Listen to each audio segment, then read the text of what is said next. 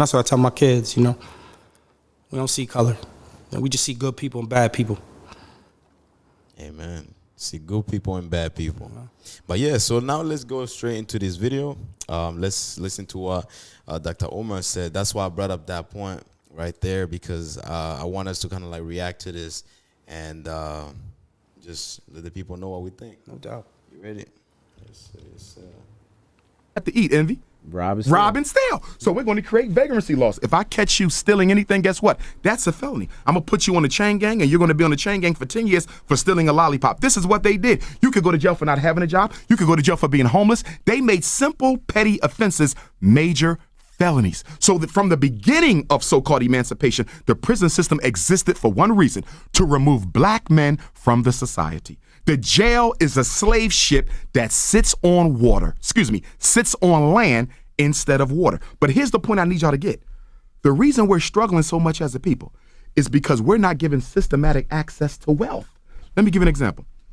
Chinese, Arab, East Indian, they come to America. They can walk into any bank and get a loan. Mm-hmm. Not all of them, but many of them.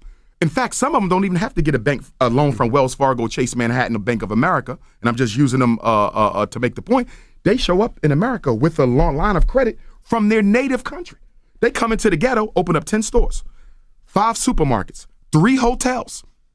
Black folks still struggling. And then people look at us and say, you know why you're struggling? Because you're lazy. The Chinese guy over here been here 5 years. The East Indian been here 10 years. The Arab only been here 8 years.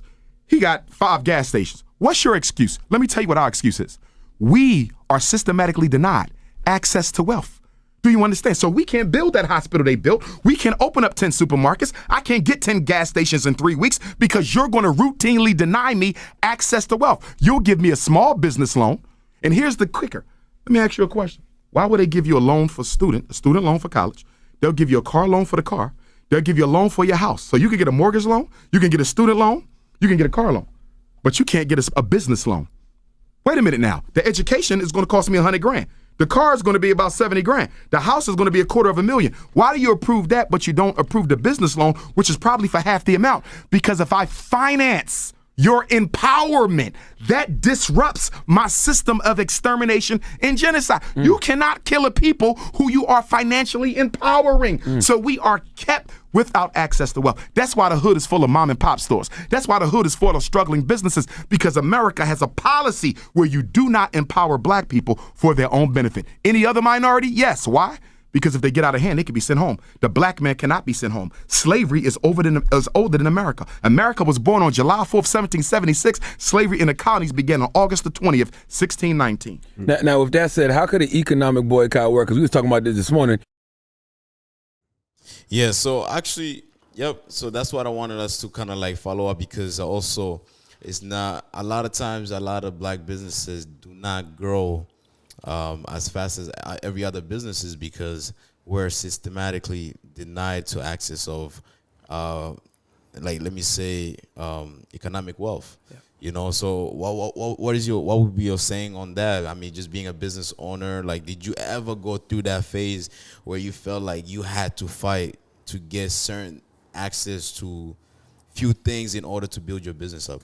Yeah, I have. Don't get me wrong, I've had a couple great opportunities. Some people helped me out for sure. But man, the journey, leveraging business credit, the back end, financials, man, it's been a journey. I mean, it's hard to tell your story when sometimes you're around so many people that never lived it. All right. You know what I'm saying? And, I'm not a very open person when it comes to that, because, the more you tell people, the more they judge. It's a catch-22. Man, I'm that kid, though. Parents didn't teach me about FICO scores and making sure that your credit was right and what you needed to do to establish yourself. Those are things that I've had to learn along the way. Now, granted, I've had some people try to, help along the way, right. Which is dope. But you're absolutely right, man. Like, there's so many black businesses in the hood. I get it. You know what I mean? But, like, we need to branch out. I don't want to be in the hood.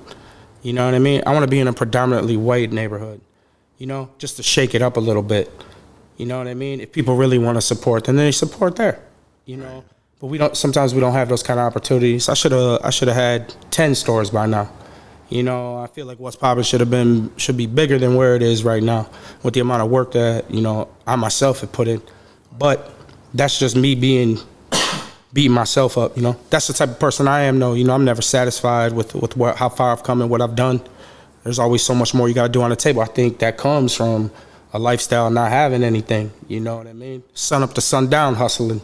You know, that's it's a different world now, you know. But you're right. A lot of those opportunities don't come, especially for, you know, young black businesses. Definitely. And that has to change.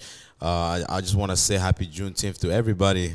Let's try and work hard because, I mean, as you see, he mentioned how, like, the Arabs, the Chinese, and so on, they will work so hard to get those corner stores and so on. And all those things are being supported by their own people.